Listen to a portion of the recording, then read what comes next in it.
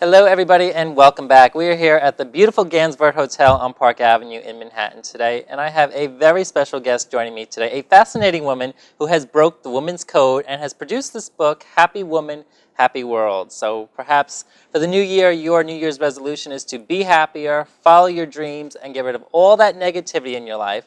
This is a show that you must not miss, if that is the case. Beate Chelette, thank you so much for joining us today. How are you? I'm great. Thank you, Jason. I am so excited to be on your show. I am too. I find your work absolutely fascinating. And as we were talking before the show started, I did get to read some of your book, and it's a lot of things that I think myself can relate to as well as our audience. Thank you. Yes, I found that while it's a book primarily geared toward women, but I have heard that men have also gotten quite a lot of good information out of it. I mean, the concepts are really universally applicable.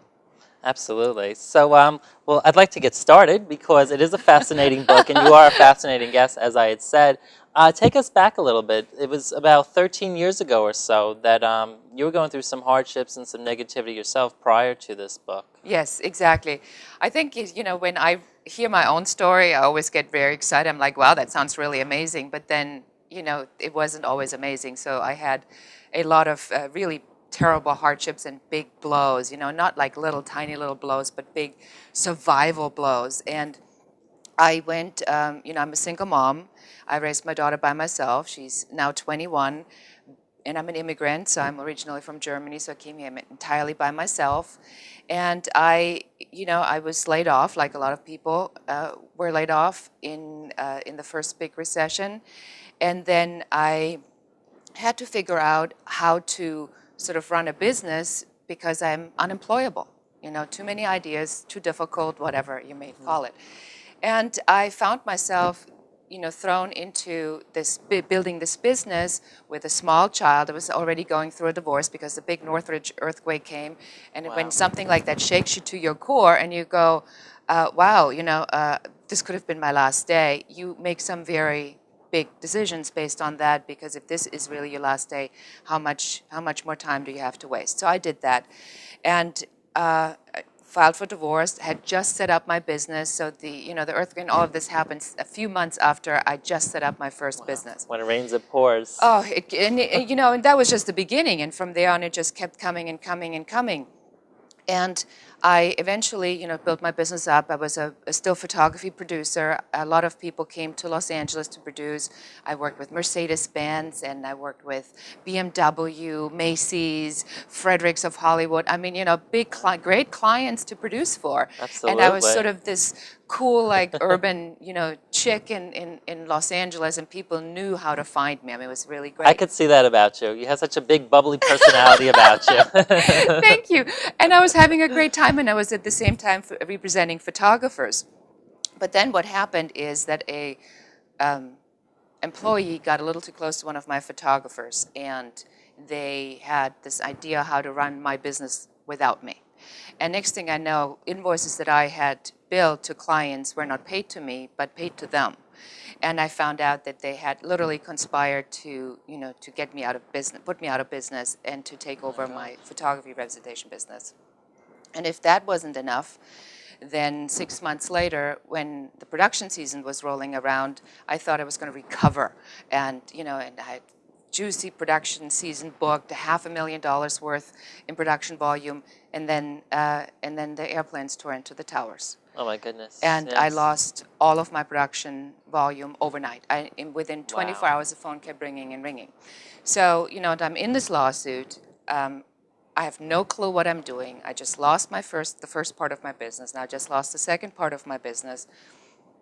And I have to come up with a plan, and I have to come up with it really fast. So I had this idea of building a stock syndication for architecture and interior photography, but I was broke, and then the lawsuit settled, it's all paid, and now it's at zero again. So all of this for nothing.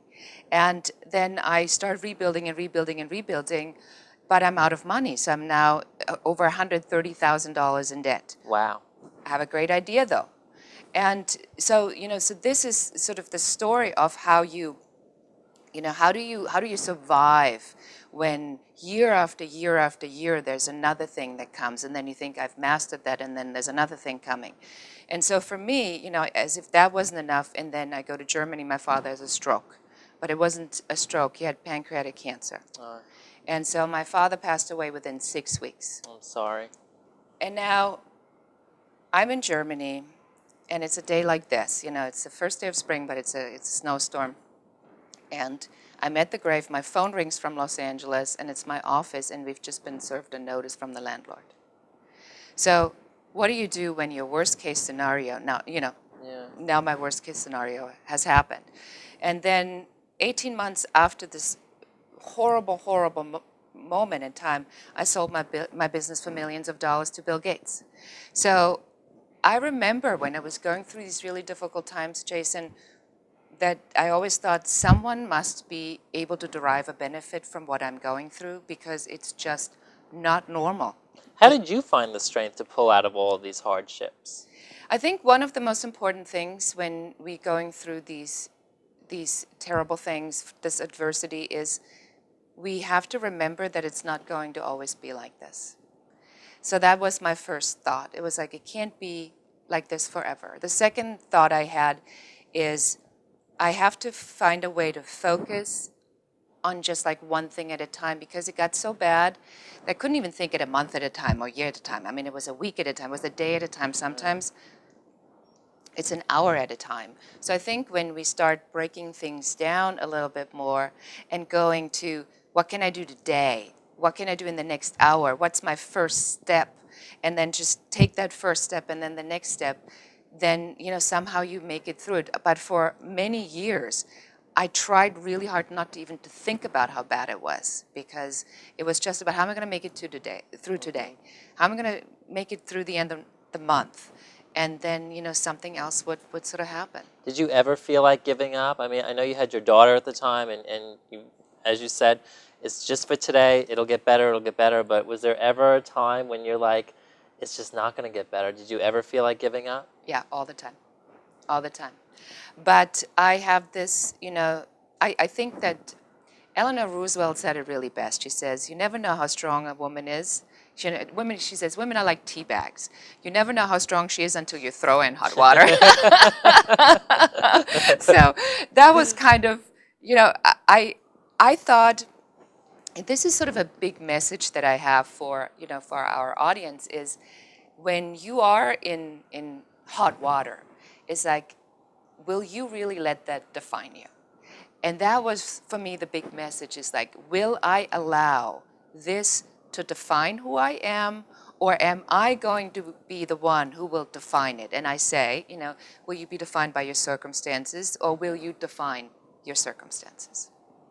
Interesting. So fascinating. But you have cracked the code, the women's code, as it's called. How did you do that? And what exactly is the women's code? Very good. Well, the women's code is really a way on how women can achieve career, love, success, happiness, money, health, whatever they want, without going absolutely crazy. And that might be the hard part, not to go crazy. Not to go crazy. Well, we're all overwhelmed. Everyone is overwhelmed. There's so much going on all the time. So it's about, how do you get from overwhelmed to awesome? So that's the code. And it has tools, it has proprietary ideas that I've developed. It has, I have online courses, I do, one-on-one coaching, I do events. Wow. So it's all about, how can we teach women, how can we show women how to get from this, but I want a career, I want a relationship, I want children, I want to be successful, I want to look good. So we want, but we can't seem to cramp it all in one life or in one day.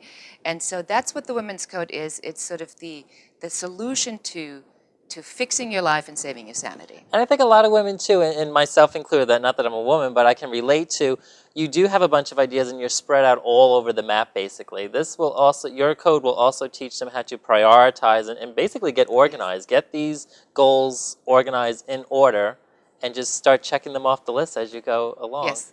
Yes, and that's, I think, to me, maybe it's because I'm German and it's like the German engineering in me.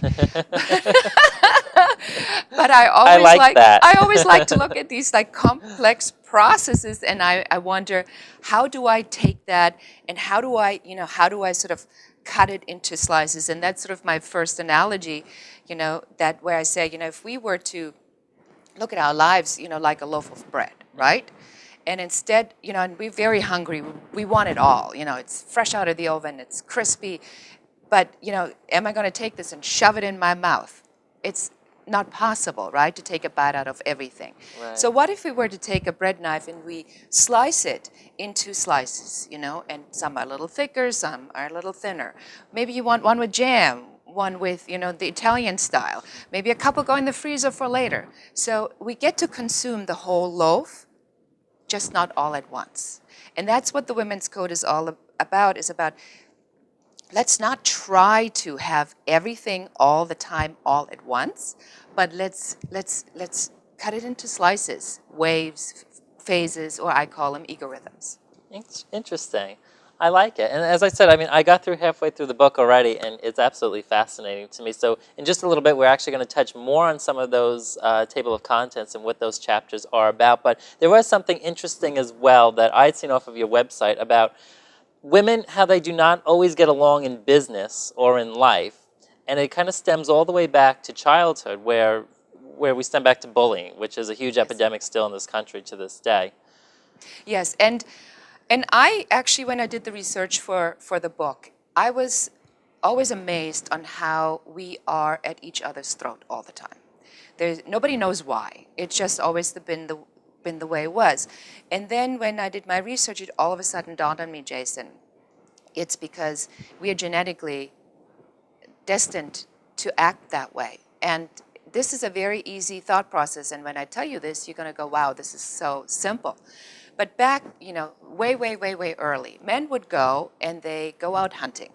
So John was the best shot, Jack was the fastest, Scott was the best skinner, and then, Jason was the guy with the strategy. It didn't matter if you liked him or not, but they were the authority on the subject.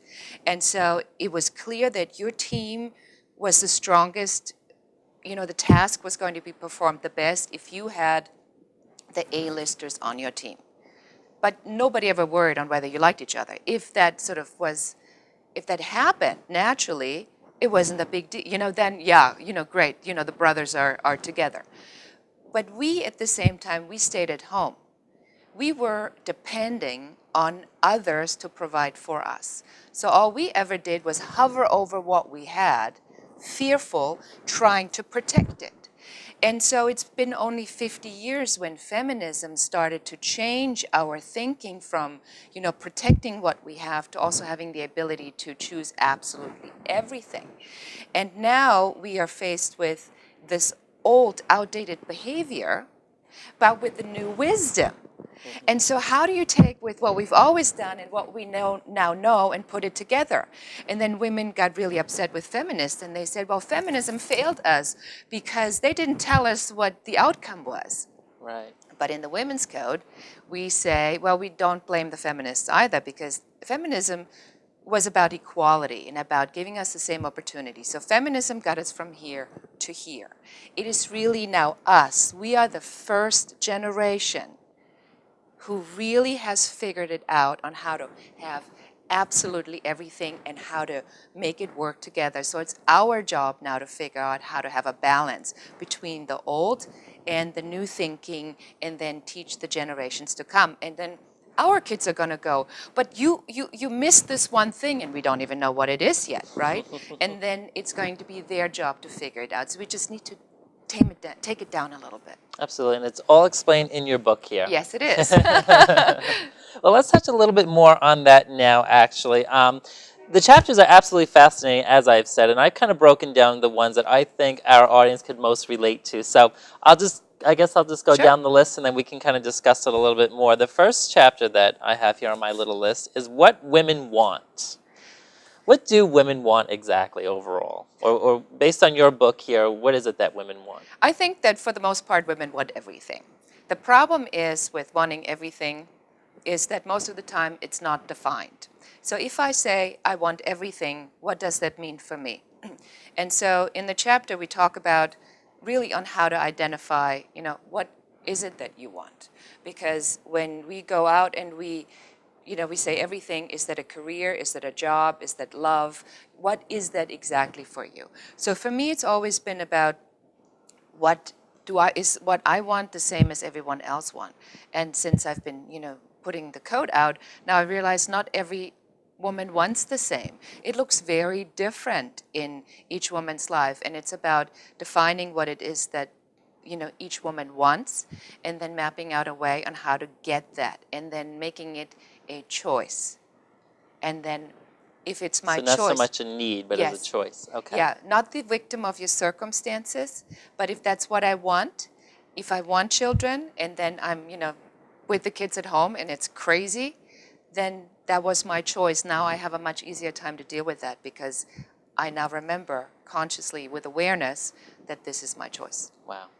Fascinating. Well, there is definitely much more to talk about. We are due for our first break here. When we come back, more with Beate and Happy Woman, Happy World. We'll be right back. If you love The Jason Galka Show, be sure to follow us on Facebook and Twitter. If you'd like to be a guest on our show, send an email to thejasonshow@yahoo.com. Welcome back. If you just tuned in, today my guest is Beate Chelette, originally from Germany, and she is here in the United States now and has this fascinating book, Happy Woman, Happy World. She has also cracked the Women's Code, which we just spoke about in our previous segment.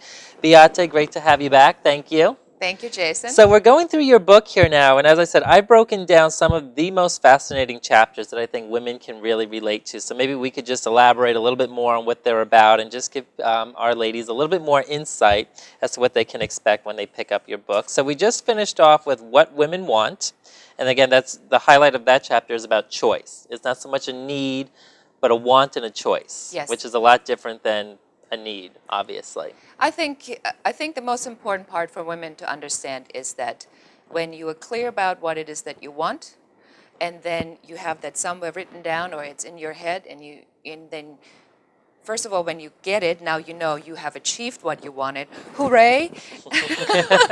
And then it's like, okay, that was my choice, and I'm not a victim. And I want to get women out of this, like, this is all happening, and get them in front of their lives and saying, this is what I wanted. I wanted the career. Now I got the career. Now I need to focus on the career. I wanted the relationship. Now I got the relationship. Now I'm going to have to take care of this relationship, so that we really are constantly aware of that our life is the result of choices that we made, and we like it. Excellent. Well, our next fascinating chapter is Women's Pursuit of Happiness. Now that I'm sure is easier said than done. Yes, because a typical woman will wake up in the morning and, and the scenario might be like I go in the bathroom and I look and I see, a new wrinkle or, some is, I'm having a bad day. So now and then I put on my jeans. I'm going, wow, these are really a little bit tighter than they were a month ago.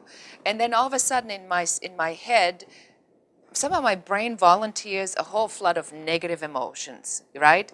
It's like, well, and you haven't paid your bills, and you haven't worked out in 2 days, and you've eaten really poorly last night. You start really feeling like blah.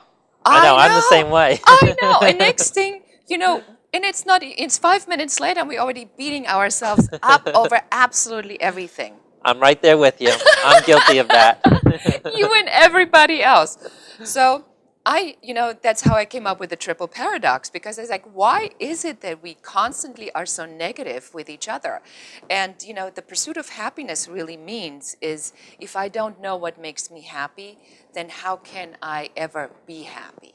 And it's okay, to say this is making me happy and then get there and say, you know what, that was great. It makes me happy. It doesn't make me, now I think I need something else to be happy. But I think for me, and when we talked earlier about sort of these hardships, right? It's like you got to get out of this, how do I survive, to what makes me happy? Mm-hmm. And when I say to a 5-year-old, hey, what makes you happy? How long do you think it takes a 5-year-old to blurt out what makes them happy? Less than a second. Less than a second. So if I were to say, what will make you absolutely crazy happy right now? iPod. That's the first thing that came to my head. Very good, but at least you know. Right. But most people, when I'm in a live event or a conference, and I say, "What makes you really happy?" There's this awkward moment of silence, and I can see that we actually have to think about what makes us happy. And when you think about it, that's really sad that we can't blurt out chocolate ice cream or. Could that be because there is so much negativity built up in that person, perhaps, that they just have such low self-esteem that things are just not going right for them? Is that why you think it takes them so long to answer what would make them happy? I think we forgot. Honestly, I think we've forgotten to ask ourselves that question, what makes me really happy? Because from the moment we get up until the moment we go to bed, we are constantly plugged in. We get our self-esteem out of posting a selfie, and if we have 50 likes, we feel good, right? But we don't think about what makes us really happy. But if I say what makes me really happy consciously, that I go and have, like one of the things I really like is have a nice cup of tea. So when I get to do high tea, that's like to me a great thing. So I've made it a conscious choice when I, at about 3 o'clock and I go make a cup of tea, that I don't just go, and heat up the water and it's like fast. Right. That in my head I go like, I know that having a nice cup of tea makes me really happy. And so I now drink that cup just a little bit different with the awareness that this is something that I like. And I think this is what about, the pursuit of happiness is all about, is when you know what makes you happy.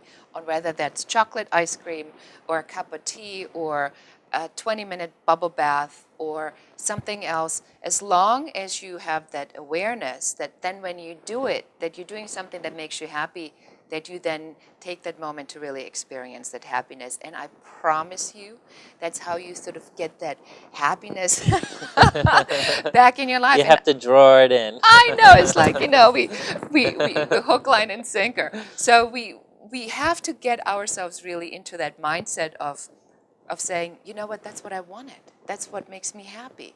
I am happy now, and it changes energetically absolutely everything. And that's how I became, from this miserable person, a really happy person, because now it's like, this is fun for me. I could have said, oh my God, I'm going to New York, there's a snowstorm, how terrible, all the travel, but I'm going like, I am so excited because I like this interaction. I like talking about this. So it makes me happy, so I choose to be happy. But again, you weren't always this happy. I mean, how long exactly did it take you to reach this point? About 10 years, Wow. A decade of bad luck, yeah. Wow. I mean, for anybody, that would be plenty of time to just give up and throw in the towel. But, I mean, your message here obviously is stay strong and pull through it, which you have. Well, everybody has adversity. I have yet to find a life that reads, something great happened, something even greater happened, and then the really good thing happened, and then, it got better and better and better. Most stories, and especially when we look at biographies from people that are successful or that have achieved a certain level, they all read the same.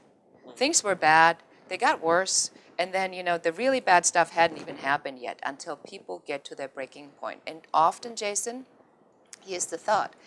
When we come to these breaking points, it really activates something in us where it's like, who are you going to be in all of this? Is that, make a choice, and then you make a choice who you're going to be, and then you become that. And that's, I think, the message for that eventually clicked in. That's the code. That's what I cracked, is this is for me to define. And I had to get a way to get out of that and start defining. And you start defining it by making small steps.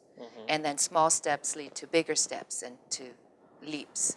I think part of the problem with our nation, too, is we don't have patience either. I, for one, don't have patience myself. But like, I'm just listening as you're saying, you have to start out small and go bigger and bigger each time. But a lot of people just don't have the patience for that. Is there something or some way based on your book that can kind of help them with just being more patient and prioritizing, as we were talking about earlier? Yes. Absolutely. Well, I am not patient. Neither am I. I mean, patience is for sissies, okay? but you do learn that things come in due time. So like talked earlier about the loaf of bread. So this idea led me to develop this system that I call egorythms.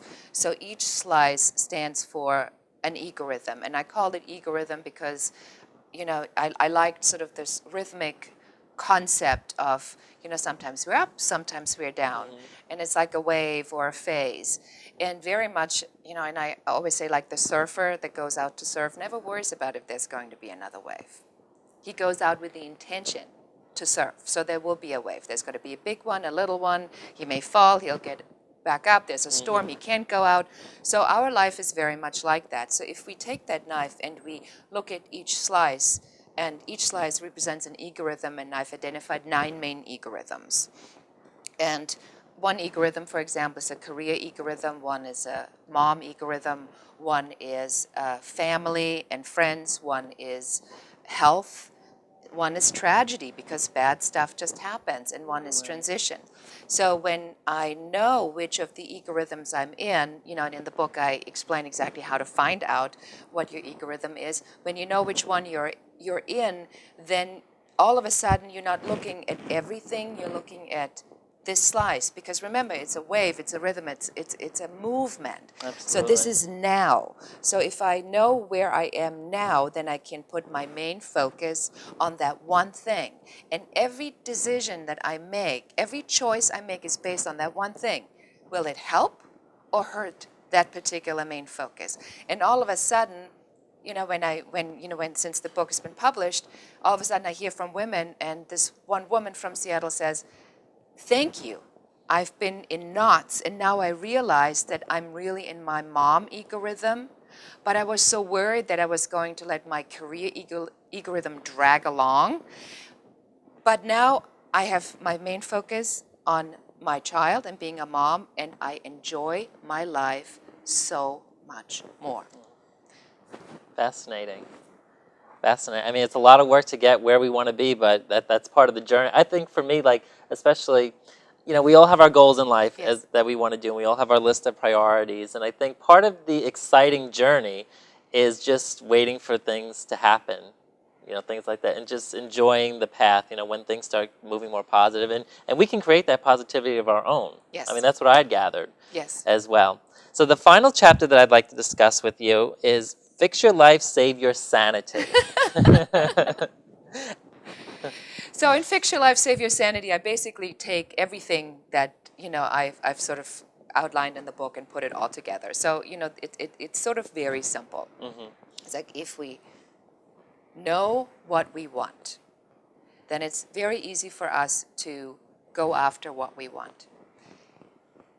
Then we know where we are, because if I know where my egorhythm is, now I know where I am, and now I know what I want. Now to map out how to get from what I want, from where I am to what I want is relatively easy, because these are the two required ideas, and I always describe it as when I'm in New York and I want to go from here to there, I need to know where I'm starting and I need to know where I'm going, and then I can map out the way. So that's, the first concept. Without knowing any of that, any road will get you there because you have no clue what you're going. So that's the first thing. And then it's about making really conscious choices and using the 3 pillars of the Women's Code, which are awareness, support, and collaboration. Then I talk about leading on cue, leading with compassion, uniqueness, and being empowered. So it's about all of these like little tools on how do you become the person you want to be? How do you actually enjoy where you are more while you map out the path to where you eventually want to be, without this crazy insanity to always, running after something that we don't even know what it is. Excellent. Well, Beate, perfect advice today. Thank you so much for taking the time out of your schedule to be here with us today. If you'd like more information about Happy Woman, Happy World, be sure to visit her website at www.thewomenscode.com. You can always visit our website as well to rewatch your favorites or catch up on what you missed on the Jason Galka Show. I thank Gansford Hotel for allowing us this lovely space today. And Beate, again, thank you so much for being here with us today and sharing this with us. As always, I thank you at home for watching. We'll see you next time. Bye-bye.